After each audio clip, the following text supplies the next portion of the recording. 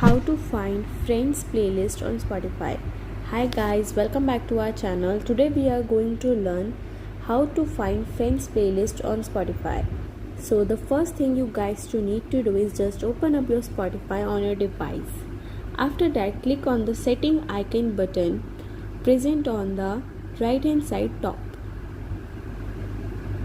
Now I'm going to click on view profile option.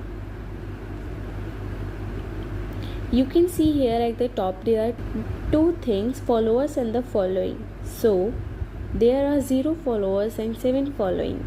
So if you wanna find your friend playlist, you have to go to the followers and just click on one of your friends.